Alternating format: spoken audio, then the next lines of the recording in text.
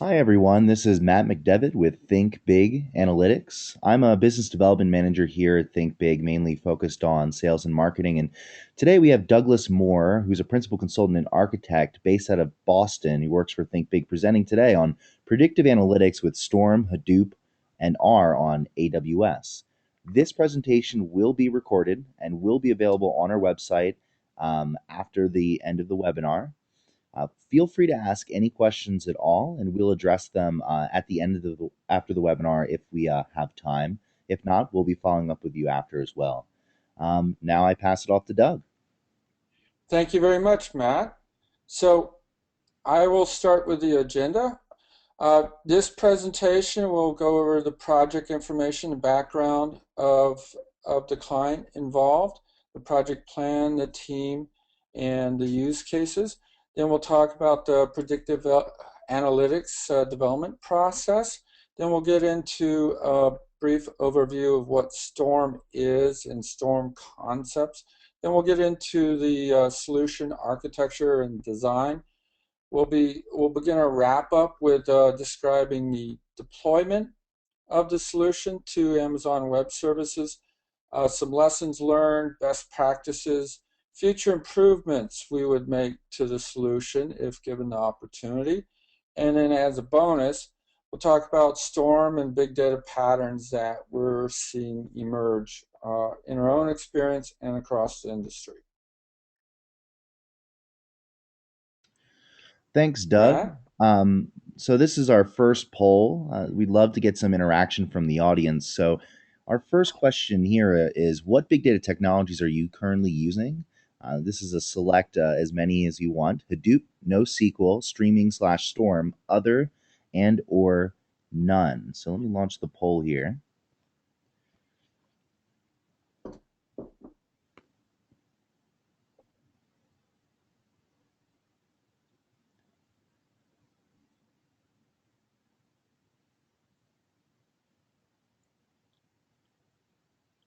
Give you a couple more seconds to respond.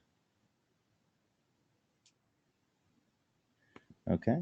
So here are the results. It seems like a very large percentage of people are out there using Hadoop. A good percentage are using NoSQL. The smallest percentage is streaming/storm, likely a much newer technology, so that makes a lot of sense. So this is some really interesting information that can help kind of guide our discussion as we go along. Yeah, now I pass it back to you, Doug. All right, thank you, Matt. So, all right, so our client was a advertising technology startup with a new approach to distributing ads, allowing customers to glue their ads next to pieces of content. Their use cases included the need to scale up their batch analysis pipeline. They had version 1 running, but they need to scale that up. They needed to better meet their SLAs. They needed to generate lively stats and on metrics on each of their advertisements. They needed a recommendations engine as well, and also they needed much better predictions. Predictions, the pricing model was based on a number of page views in the next 30 days. So we worked with them on all four of these use cases. Their environment was Amazon Web Services. Again, version 1 was already in production for several months with a single newspaper. And our project plan was 8 to 9 weeks. This is a combined data engineering and data science engagement, both running in parallel. There was one principal architect, that was myself, a principal project manager, a data engineer, and 2 of our finest data scientists. We also worked with 3 great client engineers on this project. So let's talk about the predictive analytics process. Now, to design and build a predictive model, it requires listening to your client, of course, understanding the subtleties of their business, understanding what they believe will work, what they believe won't work, what factors are important. And we listen very carefully and and learn from that. It also involves discovery, digging through the data, understanding more about the data, understanding the nature of it, understanding more about the anomalies and noise in the data. It involves creating a cogent research agenda. This is an agenda of paths to explore in the data science. What predictive modeling approaches might work here? Do we go down a behavioral path? Do we look at the content? What time frames, what features do we look at? So the process, our predictive analytics process, depends heavily on creating a cogent research agenda, prioritizing that, and then working through and testing each one of those and learning what works, what doesn't.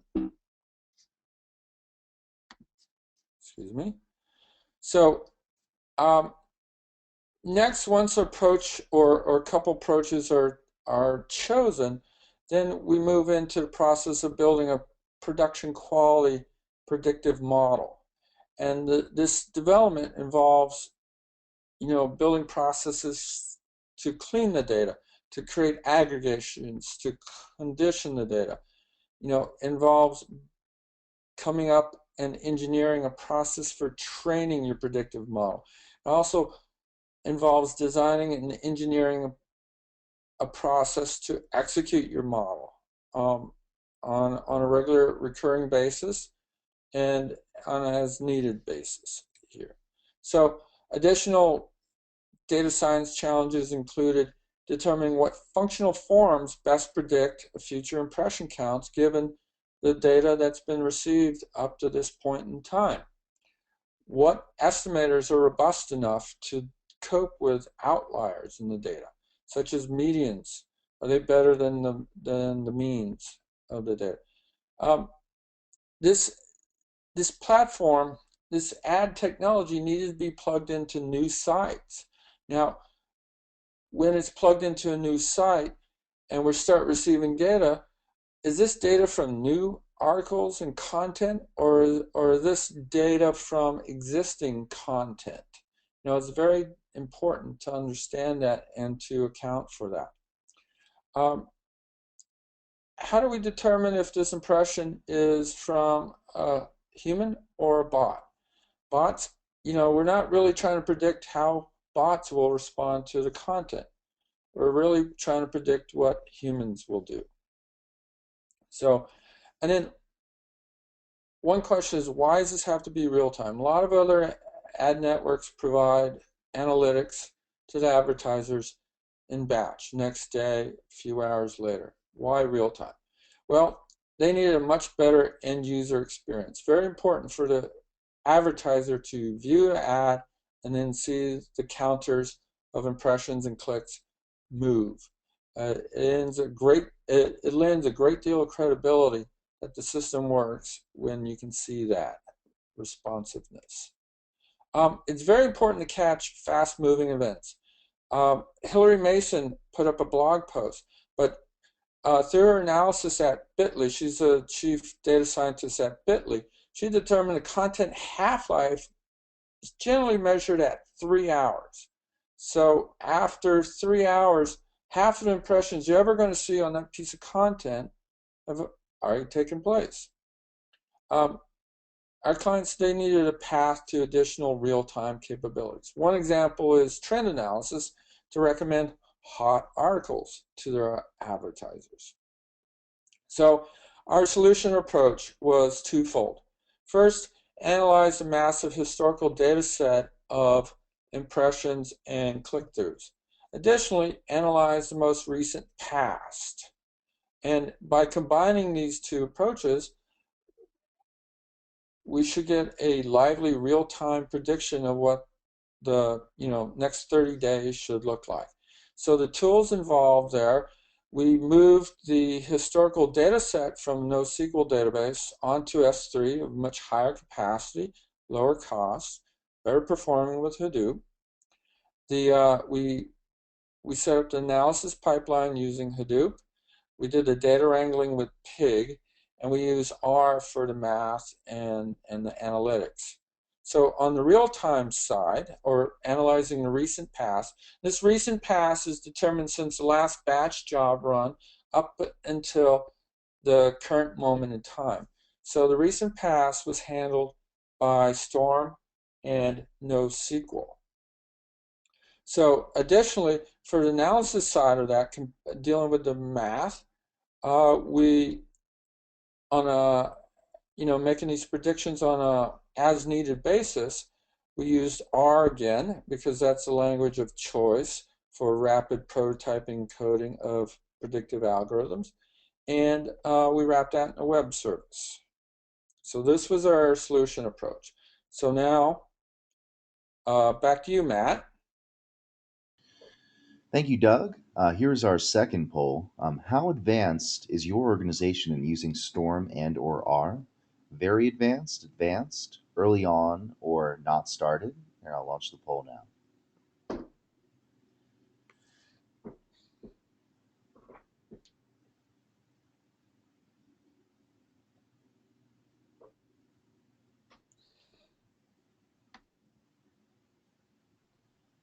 All right. So it seems that the lion's share of people are in the early on or not started phase, which correlates very heavily with the information we had earlier with not many people out there are using Storm, but instead are using things more related to probably R or Hadoop. All right, great. Now I pass it back to you, Doug. Thank you, Matt. So here I want to give a brief overview of what Storm is and why it should be used. So Storm is a directed acrylic graph processing of never-ending streams of data. Unlike Hadoop, which has a job start and job end, Storm just runs forever and runs these topologies. Storm has been open sourced. The project lead is Nathan Mars, and up until a couple days ago, he was a lead engineer at Twitter. In his blog, he reports that he's off launching a once-in-a-lifetime opportunity startup. So we wish him best in that. So Storm is very popular. It's used at Twitter, and you can imagine the volumes of tweets they process every day. Plus, over 27 other companies out there are using Storm worldwide. The Storm is horizontally scalable, and it provides guaranteed data processing. It's not a queue, but it's typically fed by a queue or, say, streaming API or some other recurring data source. It's JVM based. It's built with Clojure and Java functionality. We cover our functionality in Java, but there's also the option of building your functionality in Python and Ruby under the heading shell bolts as well. So related technologies include Yahoo's Apache's S4, Oracle, complex event processing, IBM InfoSphere Streams, and also another company has SQL Stream out there. So, I must note that Storm is very fast. As of version 0.8, it was clocked at Twitter at doing 1.6 million messages per second on an internal cluster that they have. There's a very strong community support. The mailing list has at least 20, a couple dozen messages a day. There have been about 29 contributors worldwide to it. There's no commercial support yet for it, unfortunately. However, hint, hint, I wouldn't be surprised if some commercial support will be forthcoming. So there have been some compromises made in the Storm architecture, compromises in air quotes, to make it actually doable and workable. There's some things that are very difficult. So the topologies, they're rather static. You launch a topology, it runs, and it runs, then you kill a topology. the topologies do not dynamically change. You cannot add machines automatically and have a running topology automatically accept that. There's some complex reasons for that. Basically has to do with the load distributing messages across your topology and your cluster. It's a really hard thing to do if your topology can change at any moment. So the Nimbus right now is a single point of failure. Now Nimbus is a head node. This is used to monitor the system and to submit jobs and to kill jobs from. So now it's called a single point of failure in that there's only one Nimbus to do this job administration. However, if the Nimbus should die, your topology will keep on running, and thus you have time to bring up a copy of Nimbus. There's no state per se kept on Nimbus, so this is a minor inconvenience, but work is being done on this. So, and basically it just works. It's easy to develop too. And in fact, of all the bugs that we encountered, unfortunately for us, they were all our bugs. So we could not blame anything on Storm per se. And it's certainly way better than roll your own. Rolling your own is hard. You have to manage, various instances of your queue readers. You have to deal with routing to additional machines, about hashing your messages. You spend a lot of time focusing on messaging and not enough time focusing on your business functionality. So moving on to Storm concepts. So there's a cluster of machines. There's typically a small machine for Nimbus. This is a head node, as I said before. Zookeeper runs, and Zookeeper maintains the global state. Basically what topologies are running and where things are running. It's not heavily used, but it's very important that Zookeeper there's redundancy in Zookeeper, and that global state is available to the supervisor nodes. Now you can have 1, 2, 10, 20, 100 supervisor nodes. And on the supervisor nodes are worker processes. By default, 4 workers gen up when you launch a supervisor, but it's certainly reasonable to run 8 or more workers, depending on available memory and CPU capacity of your supervisor nodes. So now we're talking about nodes, server machines, and when we're talking about a cluster here. Then there's topology. This is a unit of functionality. Topology runs these never-ending streams of tuples. Tuples, they're a named list of values. Tuples are immutable. So tuples are organized. So tuples are routed between spouts and bolts and to other bolts. Spouts typically are reading off of queues, and they're emitting one or more streams. The bolts are consumers of these streams, and the bolts may additionally emit one or more streams as well. Additionally, as you can see here, a bolt can consume multiple streams as well. This bolt here, this leaf bolt here, is basically performing a join operation on these 2 streams of data. So these are key concepts. There's a lot of information on the GitHub wiki, tutorial, concepts, rationale, a lot of online information, and very good presentations on Storm concepts, but we're here going to focus on case study of using these technologies together to do predictive analytics. So another important concept that we used was shuffle grouping and field grouping. Shuffle grouping means basically route your tuple to the next bolt and route it to the instance that is available. Think of this as load balancing. And so the bolt instance that it goes to is somewhat random. It's just based on load and capacity. Now the field grouping is very important. Now it goes to a very specific instance of your bolt. So bolt A here is shown with 4 instances. Now, use field grouping to implement group by operators. Now, if group A here, if bolt A here is accumulating state, then it's very important that you route your tuples to the specific instance based on a key value.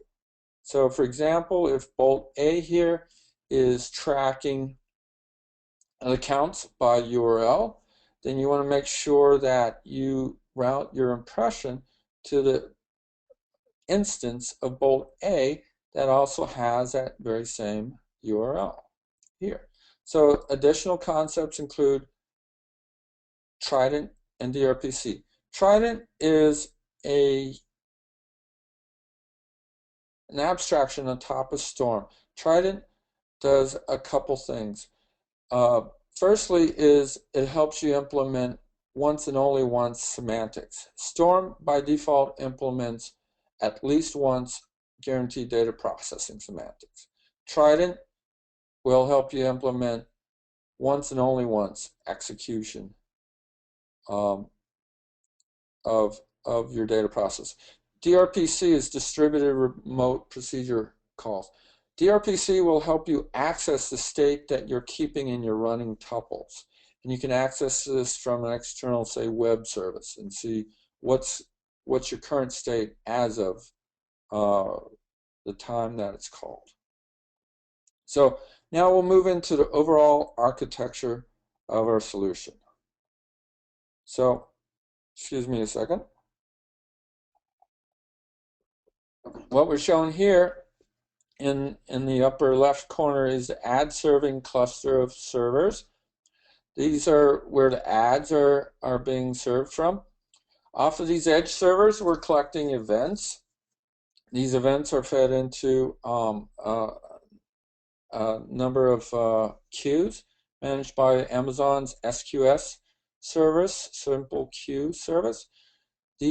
Storm is reading off of these events here, and Storm is performing queue management, simple bot filtering, real-time bucketization, managing performance counters, and logging events to S3 as shown here. So we're archiving the events that we're receiving on the front end here. We're also updating DynamoDB with state on a periodic basis, say every few seconds. We're managing performance counters. We're managing the time series impression buckets here. So about once a day, perhaps every 6 hours, we run a Hadoop job and we perform cleansing, data compaction, model training, and recommendations based off of the data in the archive logs. We update some state used by the prediction algorithm here, shown here with get prediction. We also generate model parameters here, and we store those. It's actually a very small file that we generate out of an enormous number of events stored in our archive logs. But these model parameters are also used by the prediction model. So the result of the prediction is shaped and turned into a price that the advertiser will then see. And this prediction is done on an as-needed basis, up to, a few hundred times a second. This process can run. So now let's dive into the analytics architecture here. So what we have going up here, so basically time moves from left to right in this architecture, as does the data. So as we shown in the other picture, Storm reads off of a queue. So we have a very specific impression spout here, which reads off the impression queue. That feeds a stream of data of events into the simple bot annotator. The simple bot annotator looks at an individual impression and scores this. Is this bot, basically, is this event, is this from a bot or from a human? So it computes a score, and then it sends out an event to the S3 adapter, which logs these impressions. Also, in parallel, it sends out the same event to the time series bucket bowl. And this will group these events into time buckets. And then these time buckets are periodically um, saved off to DynamoDB here on the right-hand side here. So these impressions are taken, say, every 24 hours, give or take, and we bucketize them. And this is how we create a time series that we're going to analyze for a predictive model. These time series, the batch version of them, are stored off into DynamoDB. Now we have some smart bucketization because we could be dealing with events that are, say, up to 3 years old or up to, say, just a day old here. We also feed this time series into our predictive model training process, which uses R heavily. And pig is used here in both of these processes for data wrangling, for aggregations, for prepping the data for the R model. So the output, the predictive model training, are the predictive model parameters. So what we show here is that this impression prediction process here, it requires time series data going back to the beginning of that piece of content. It requires the predictive model parameters, and it requires the most recent history, as shown over here on right, which is constantly updated by Storm. So given these three pieces of information, they're combined here in Java and passed to R, which computes the final mathematics on it, and we return, on an as-needed basis, a prediction for what lies in the next coming 30 days. So this is, basically rounds out how we analyze the massive historical data set using Hadoop, how we analyze the most recent past. We collect the state using Storm, and we again analyze that with R. And this equals a lively real-time prediction. So this is very much like the Lambda architecture described by Nathan Mars. And this is described in his upcoming book and several presentations that we've done. So this basically concludes the part of the presentation where we describe how we combine streaming data, Storm, R, Pig, Hadoop to create lively real-time predictions. So now we'll move on to deploying this. It's quite easy. It's quick and easy with AWS and a project, a Storm deploy project. This project uses Palette and JCloud's subprojects to deploy a cluster. A couple simple configuration files does it. So you have pretty much a one-click deployment to Amazon Web Services. The cons here are that, well, it requires a specific version of Lenigan, which is enclosure. The project's not quite kept up to date as much as Storm is. To make any changes here, it requires debugging and changing closure code. And, I don't know about you, but we're not that familiar with closure. And recovering a node is possible, but it's slow. So a pro tip here is use Puppet or Shelf for production deployment. So now I'd like to talk about some lessons that we learned. So number one is that it's very easy to develop functionality and topologies with. It's sometimes, at least as of version 7.x that we were using, it was very difficult to debug what's going on. One thing that flummoxed us from time to time were timeouts of topologies. Storm tracks all the tuples, but they won't tell you exactly the last bolt that processed your specific tuple that was timed out or failed. So that was difficult. It requires that you as a developer manage a lot of logging, a lot of exception tracking to deal with this. So another issue was this infinite loop of failures. So let's say you had a bolt here on the far right, and it was failing, and it was failing due to a parse error. Well, let's say you were calling fail, or you let your bolt, you let that exception bubble up. Well, Storm will find that failure and will send it back to the spout effectively and allow the spout to replay that. Well, that tuple will travel back through your topology, and if it's something like a parse error, it'll probably end up failing again. And of course, this process will repeat infinitely. Now, if that tuple failed because of an out of memory error or a hardware failure or some other transient corruption, this works great, and every tuple will get processed. But if it was a programmatic error, then you'll end up in this infinite loop of failures.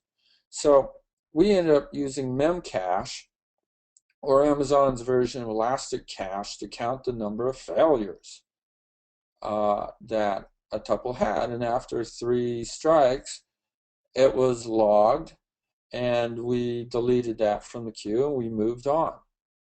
So another thing to remember is that in Storm, that you have at least once processing. So you need to make sure that in your persistence or in your processing is idempotent. Well, this isn't always easy to do. So we recognized early on that you have to create a Hadoop-based read repair job. And even Nathan describes this as an important process. So every day we would go through and look for duplicates. We didn't have a large number of duplicates, but you had to manage, for this eventuality. You could get some duplicates, and so we run Hadoop job to basically deduplicate our archive logs. So another thing that happened is that our stateful bolts, where we're running our performance counters or accumulating our time series, occasionally they would not get flushed. This would happen when we're shutting down a topology, or that the traffic died off to a very low level. Well, the only time your bolt functionality gets activated is when it receives a tuple. Now, what we could have done was implement a timer, a timer thread, and manage that. Of course, then we'd have to deal with locking and multi-threading. The Storm functionality is built and runs on one thread, so you don't have to deal with that mess and that complexity, which is very nice thing. So to reintroduce that to deal with timeouts was kind of going to be a pain. Well, Storm provides for tick tuples. These are tuples of a specific type, and they're sent every few seconds throughout the topology. And what you can do is listen for them, look at them, look at the last time you received the tuple, look, see if you exceed your time threshold, and then make a decision for yourself on the same thread if you should flush your state out through the rest of your topology. Very helpful there. Okay, so lastly, batching S3. Ideally, because you're going to be processing these archive logs with Hadoop, you want as large of files there as possible. Ideally, something larger than 64 megabytes. Something like 100 megabytes would be great. Well, this requires you, basically batching up 80,000 events or so at a time. Well, depending on the rate of arrival of your tuples, this may take minutes and minutes to do. Meanwhile, you have other things going on in your topology that happen, say, every 10 seconds. So, this requires your topology to store up 80,000, 100,000 some events. Well, the topologies, it turns out Storm's not, at least version 7, it wasn't all that good at accumulating that many events in the topology for a long period of time, 15 minutes being a long time. So what we ended up doing was basically writing out S3 files every 5,000 events. And then later in the batch pipeline, dealing with the smaller files by running a compaction job. and along with the deduplication. So that worked out fine. So big lesson here is understand your time scales. Understand what frequency that you emit running totals, your averages, your stats. What frequency do you write your logs to S3? Frequency at which you commit to DynamoDB or RDBS, RDS or any other persistent store. You know, this frequency drives your I/O rate that you need at your DynamoDB, your file sizes, the rate at which your consumers can access your totals and averages. Now, there were some very painful tuning procedures, but if you encounter that, look at the topology message timeout seconds. This is how long a message can live in your topology before it's automatically timed out and basically failed and essentially retried. And then how many, on the output side of your spouts, how many tuples can be pending? It's described by topology max spout pending property. So let's move on to storm best practices. So very important to debug and unit test your application logic in local mode. You can do this in Eclipse quite readily. You can run everything there. It's very important to create unit tests, mock testing. Important to create multiple test environments. What we did was we prefixed each of our AWS resources with a name so that we could have multiple versions of our Dynamo databases, our S3 buckets, and so on. It's very important that each bolt, each function has exception handling and logging. We use base classes to help kind of deal with repeating programming patterns here.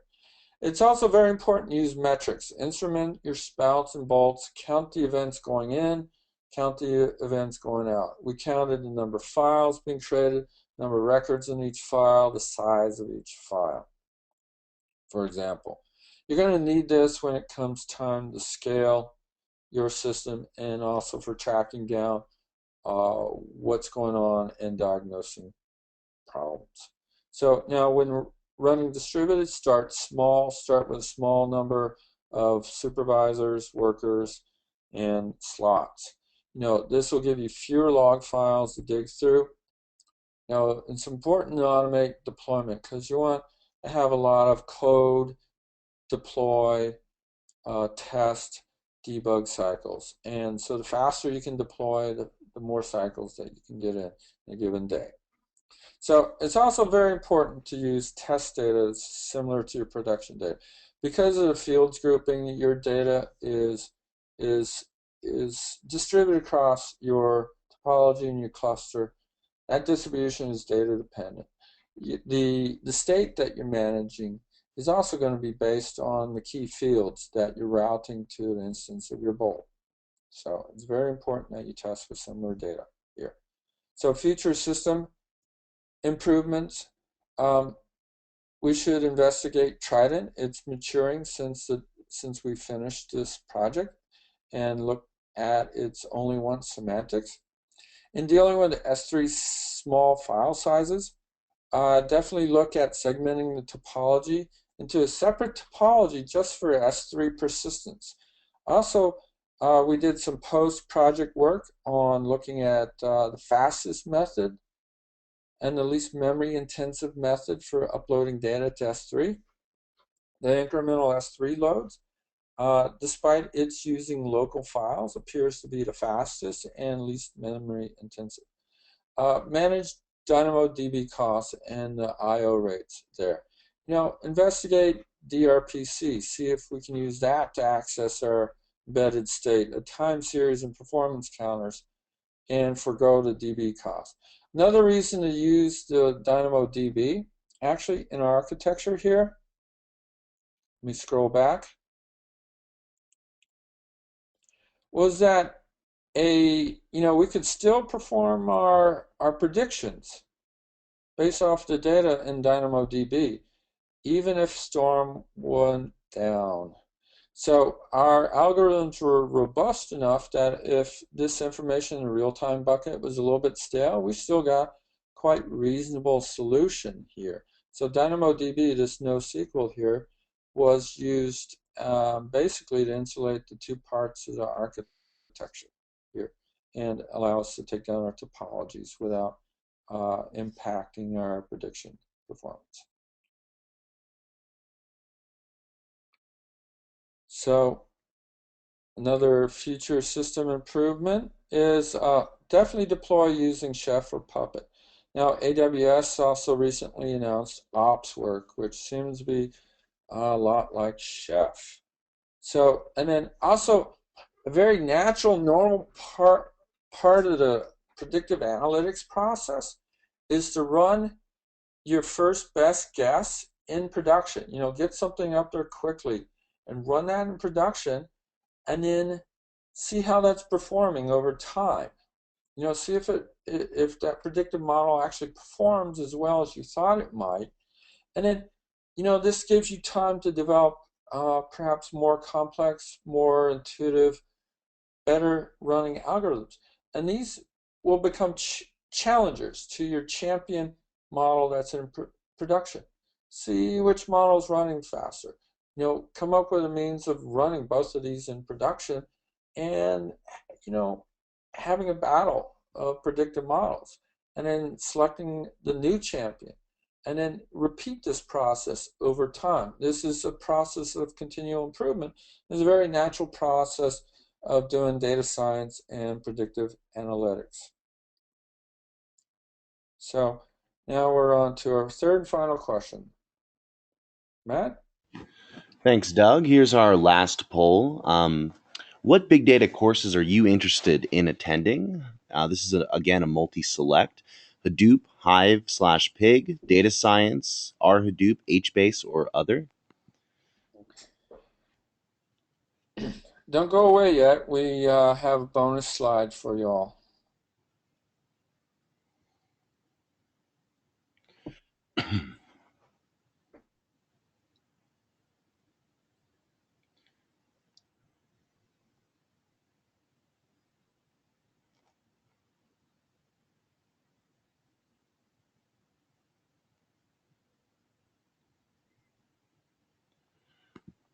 All right. A large percentage of you guys voted for data science or R Hadoop or Storm. Very relevant, of course, to the presentation that we have today, but a little different from the previous polls that we had in terms of the interest on Storm.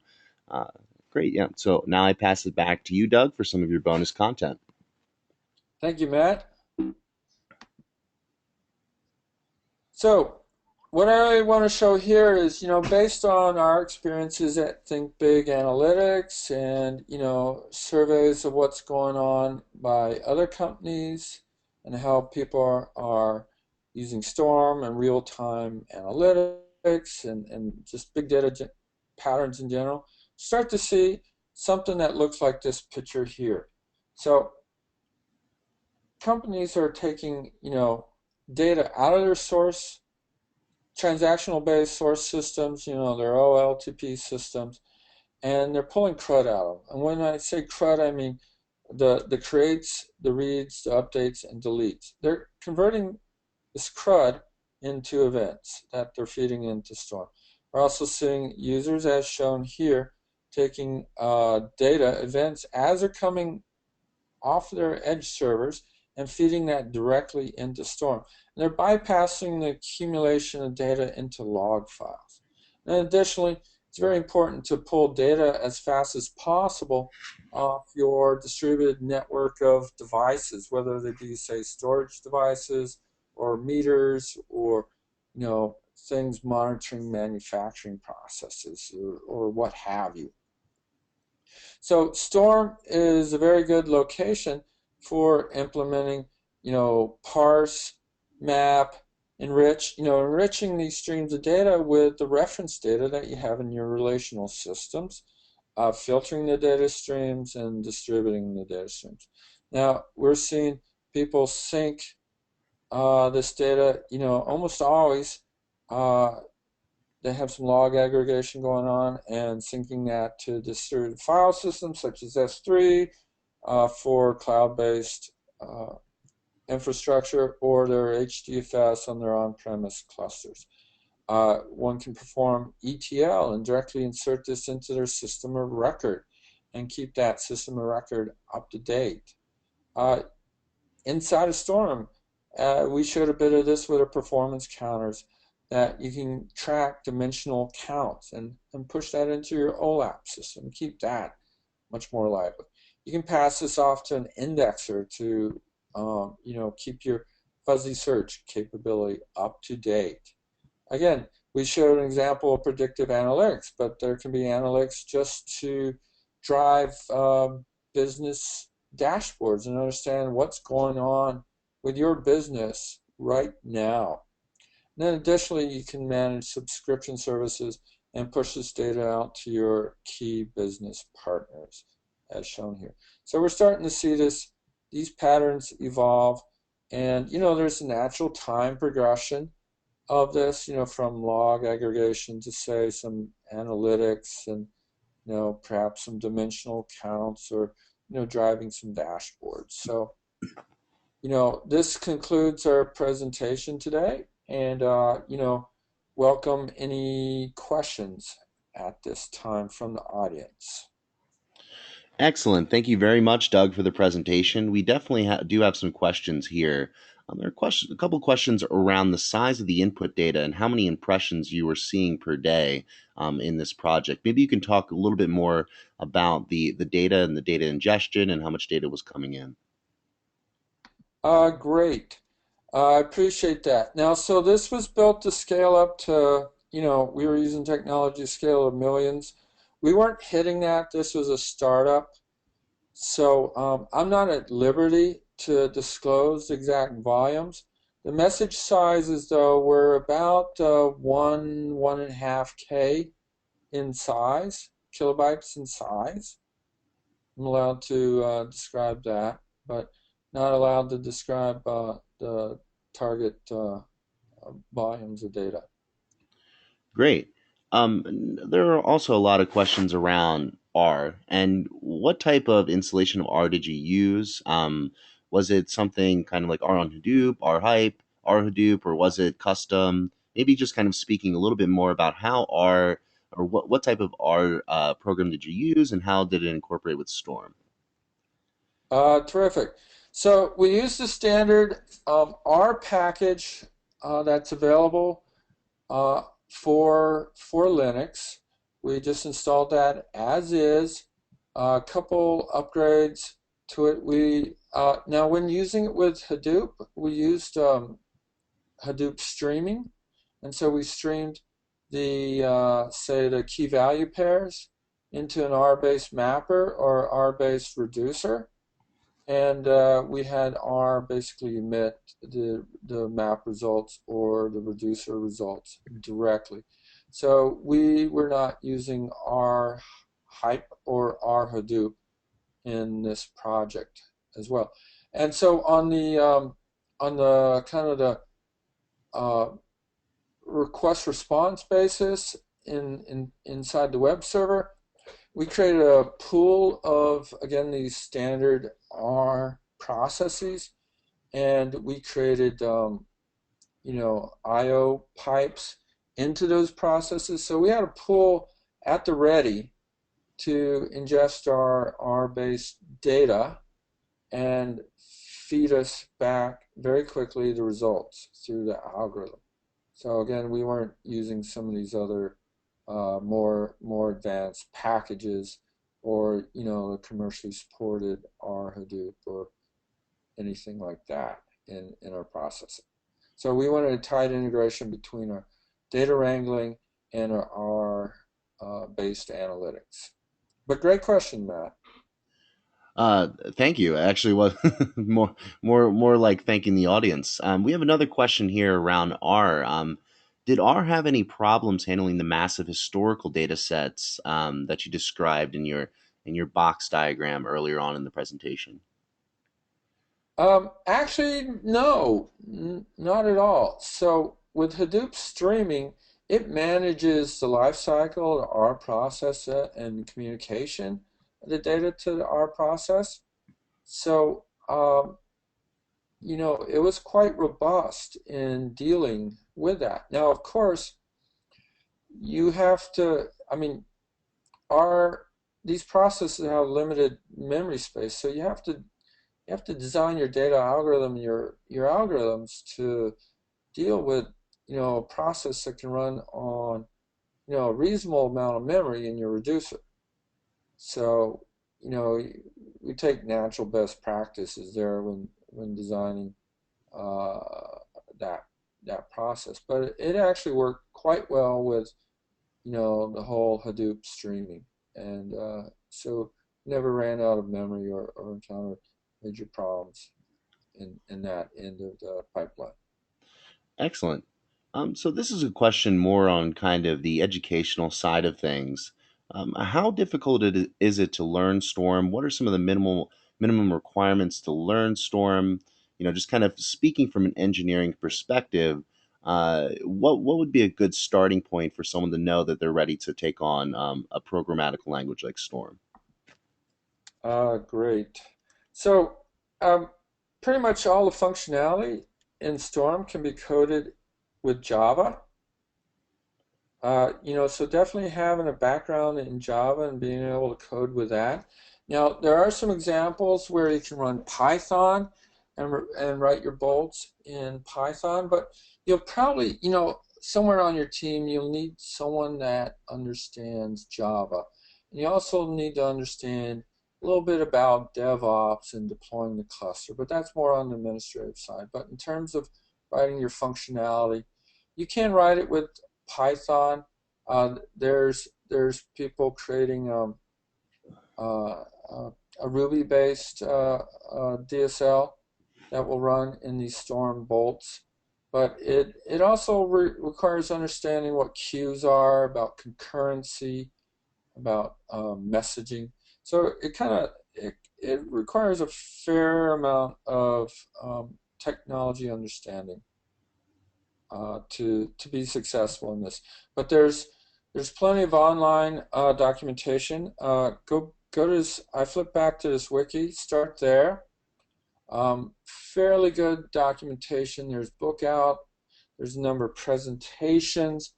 Again, I think shortly some companies will be developing training offerings in Storm. So and then there's obviously help from Think Big in terms of getting off the ground in developing systems like this. Excellent. Yeah, and so there's some more questions as well on choice of Storm, why Storm versus other alternatives, particularly, Flume for streaming, Spark, Shark, those types of technologies.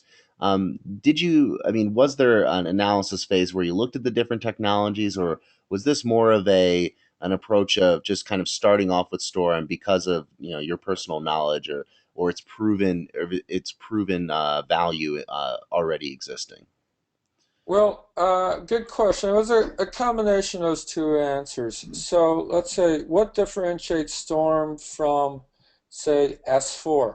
Well, Storm has a reputation of it just works, whereas S4 has doesn't have quite the same uh, reputation. Now it was open source. Oracle CEP and IBM InfoSphere and even SQL Stream. These are viable alternatives. Um, but Storm has this background, this lineage of Twitter, and is known to be scalable, as being widely used and very open and accessible. And one can try it and use it successfully and continue on using it with a very small budget. Now we're working with a startup and a very tech savvy startup, so they're quite capable of supporting this technology as well. We also did some quick proofs of concepts to make sure that we could deal with Storm, and they proved quite successful in there. So, Matt, did I hit all the points of your question? Oh, you mentioned Spark and Shard. Yes. Okay, so those technologies, Impala, I believe they're built around running very fast queries, but not quite dealing with or running batch jobs, but of much lower latency startup. Storm is really and it's kind of really meant to deal with never-ending streams of data. There's no start or end to its process. Well, there is a start to its processing, but there's typically no end to its processing. And so when you have a use case where you need to continuously monitor, perform analytics, or distribute data, or some of those other things shown in the pattern, Storm is a very good choice. So Matt, did I hit all those points? Absolutely. No, that was very informational. One last question we're going to take from the audience here. It's related more to the topology that you used, and so how many bolts did you have in your topology? Maybe speaking to specifically to the storm topology that you used. Okay. Great. So now this is a greatly simplified view here. So we were dealing with at least three message types. So for each S3 adapter, we'd have a different class, if you will, of bolts there. Uh, Under DynamoDB, we had many types of performance counters and the time series. So we had many instances there. We had at least three spouts. We had just the one simple bot annotator and a number of performance counters. So I'd say all in all, we had maybe 18, 20, 22 some classes of bolts and spouts. But it's important to realize that there are also many instances of these bolts and spouts running, to get the parallelism and the throughput that we needed. So we're dealing both with classes of functionality in terms of bolts and spouts. We're also dealing with instances of these components running over multiple nodes in our cluster. So there is some complexity. So understanding, you know, all the nuances of classes and instances and worker processes and nodes in a parallel architecture are important concepts to understand. Great. Thank you very much, Doug, for the answers and the presentation. Again, Doug Moore is one of our principal consultants and architects here at Think Big Analytics, based out of Boston. Very active in the Storm Meetup community as well, where he gave this presentation recently. If you'd like more information about Think Big Analytics, please go to our website at www.thinkbiganalytics.com.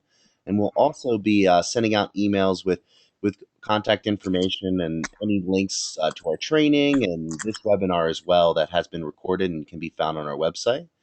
Thanks everyone for attending and taking the time for this presentation, and especially thank you, Doug, for your time and your deliberation creating this presentation. Thank you, Matt, and thank you everyone who attended today.